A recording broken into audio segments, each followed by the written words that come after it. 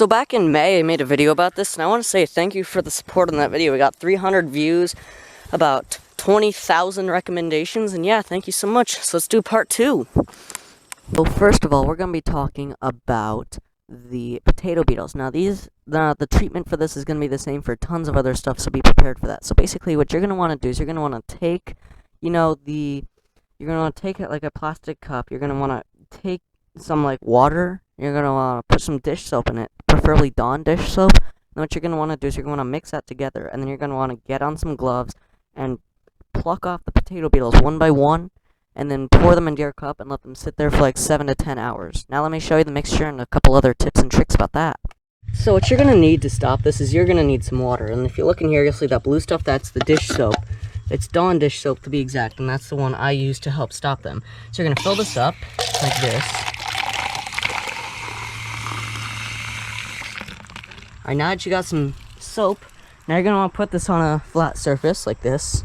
And now you're going to take out some gloves. You don't need gloves, but if you're scared to touch bugs, you're going to need gloves. So you're going to pour the potato beetles into here, this soapy mixture. And you're going to wait for like 8 hours before you can finally dump this soapy mixture out somewhere away from your garden. So that way, if any of them do survive the 7 to 9 hours that they're soaking in the soapy mixture in, they won't be able to find their way back. And also dump them away from your potatoes. Now let's talk about these beetles that are being flashed up on screen right now. Now they are really prominent in like tomatoes. So to be able to stop the spread of these beetles and stuff like that, what you're going to need basil. How ironic that I'm picking it right now. So basil is what you're going to need to be able to help stop the spread of these beetles. Because, you see, they don't really like the smell of basil. But chances are, 9 out of 10 chance you probably like the smell of basil. And chances are, because you like the smell of basil, and they don't, you'll be able to keep them away from your garden. Just a couple tips about maintenance of basil. If you notice that I'm plucking off the flowers, don't be offended by that, because that's actually how you keep them producing leaves. Because if you stop ripping these things off, then they're going to stop producing leaves. And whenever you harvest basil for, say, like your pizza or something like that, they're really not going to, you know, like, produce that many leaves anymore. So, I don't know if chickens like them. Let's see. It looks like they don't. So now let's talk about white flies. Now, white flies, what they basically are they're these flies that poke these holes. So you see this in the eggplant flower, the eggplant leaves. These are because of white flies. And basically, what they're going to do is they're going to poke holes, but to be able to get rid of them, you can do 2 things. The first thing you can do is whenever you see them, they're like white, you want to spray them with your garden water, with hose.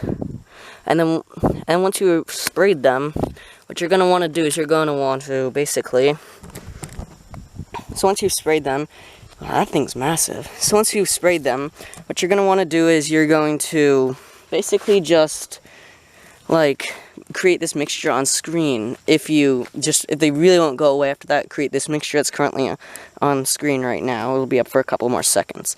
And yeah, you can read that and you can learn more. And yeah, those are the only tips and tricks I can offer for this one. Deer, by far one of the most invasive pests that will ever invade your garden. Now basically what deer are going to do is they're going to go through your garden, they're going to take the foliage off your plants, they're just going to destroy your harvest. And basically, they're just going to ruin your garden. So there's one way. You can plant a bunch of spices, like the ones that are on screen, but the one that really caught my eye is oregano, because up here in 6A, oregano, pretty prominent plant that you can grow. In fact, I think we even did oregano back in like 2014, 2015, somewhere around that time. My harvesting tool got stuck, but yeah, there we go. So basically, oregano, the spices and stuff like that, that's going to keep the deer out. But you need to keep it around a lot of plants if you want to actually keep them out. Because if they're around a bunch of plants that could be harmed by the deer, then that'll basically help it out hopefully a little bit with this stuff. Because basically, if you're having prominent issues with deer, this is going to hopefully help you out a little bit.